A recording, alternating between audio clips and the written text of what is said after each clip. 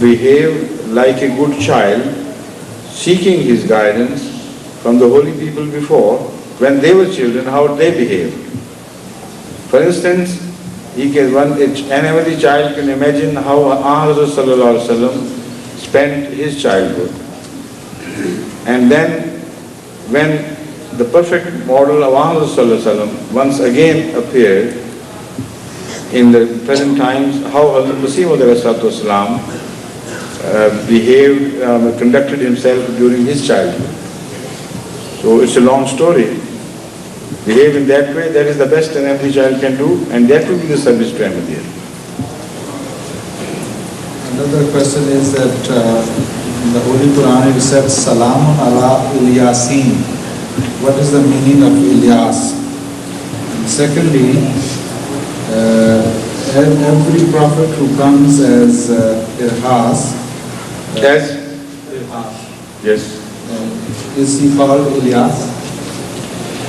You see, this is a question of commentary on some passages of the Holy Quran which are left open for discussion or for further investigation.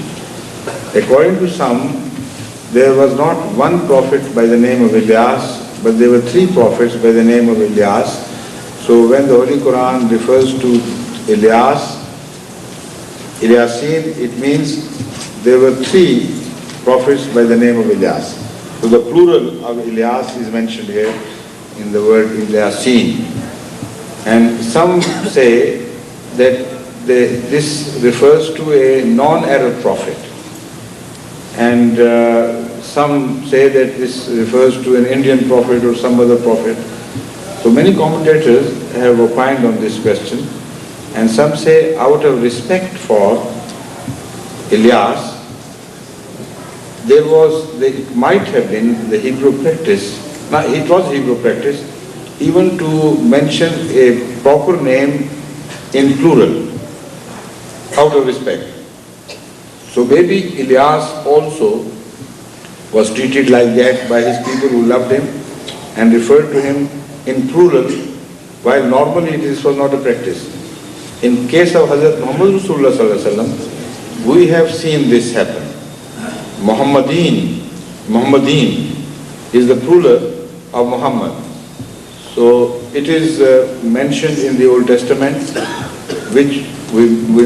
from which we infer that out of respect, like the Hebrew practice was, his name was mentioned in plural. So it could have been the case with Hazrat Ilyas.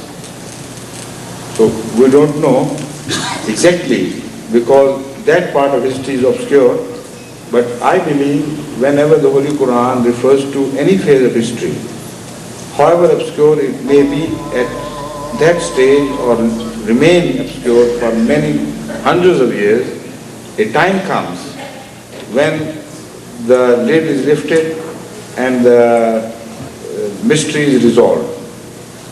Like in the case of the corpse of Pharaoh. When the Holy Quran mentioned that the corpse of Pharaoh would be preserved for the future generations to draw their lesson from this, there was no sign of any corpse of Pharaoh in existence. In fact, the entire area of pyramid had gone under thick layers of sand, and at the time of Ahmad Sallallahu Alaihi Wasallam, this story has been entirely buried under thick sand. Yet the Holy Quran says that God promised him, I would keep your corpse as a sign for the future so that people draw their lesson from what happened to you. And in the present century, by the turn of this century, what you know already, that the corpse of that same Pharaoh, Ramses II, was discovered from some of the pyramids and areas around. So that is what I mean. Ilyasin also, I believe, and many other such words which have not yet been fully explained, would be further explained at the appropriate time. Some discoveries will be made in future, and the people of that time will learn, when the time comes for them to learn, what the real meaning of Ilyasin was. other question is that are Ahmadi Muslims allowed to participate in Halloween? Halloween? This is a celebration when people wear costumes and they paint their faces and children go. You see, to have some private fun in the family is not something which you should take so seriously. But as national celebrations, these things are not promoted in Islam. Any huge waste of any sort of national wealth is discouraged. But I remember when we were children in Qadian, we used to play Hes Badalna, disguise. And in Qadian it was a popular sport. Many a time we got together and people changed their dresses, and there used to be these prizes for those who disguised themselves so completely that nobody could pinpoint who he was or she was.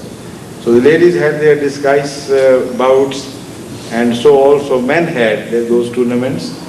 So that was done under the very eyes of the companions of the promised Messiah, Hazrat Khalifatul Masih Sani, etc. If there were anything basically wrong with that, they should have stopped us. So these small funds, if they're not carried too far, should be considered all right. But don't acquire the habit of asking too many questions. That will create difficulties for you. The Holy Quran has discouraged this. The Holy Quran says, "La tasalu an ashya'in in tubdalakum tasukum." Anasha, la tasalu an ashya in tubdalakum tasukum.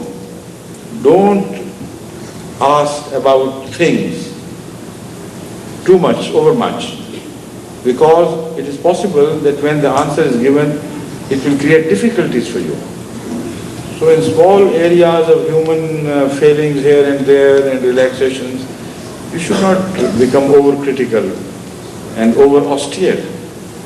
Or the life on earth will become a very difficult life. Already there are so many do's and do nots in Islam. Why to add a few more?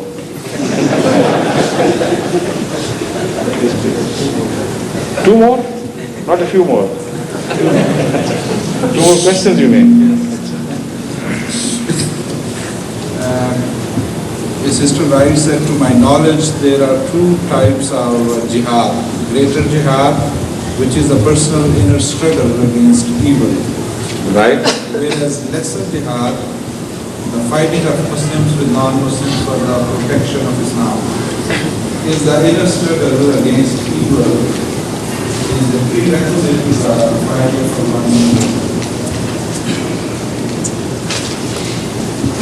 I can't understand this question at all. Could you help me?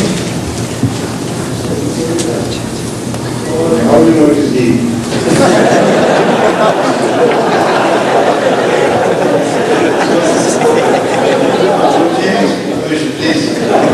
Please step forward.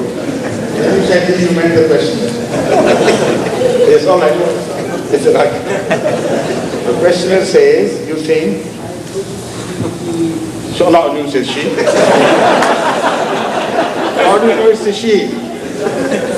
No, I didn't say that. But I said, because you don't know the gender of the questioner, just use the word questioner instead. Right? Okay. Yes. Before going to the Hajj, Yes. the person must be practicing the Hajj. I think I never came across any incident during the lifetime of Muhammad Sallallahu or the time which followed later during the lifetime of the Caliph. If anybody, when he wanted to participate in jihad, he was put through the mill of questioning. Have you done your jihad akbar or not? If not, then go get aside. So never once done. This is just extending things too far. Listen, let him finish. Only one question, and after that I'll finish. This is the right that when a Jewish friend is writing the word God, a piece of paper, rather than writing God, they write he that he. He that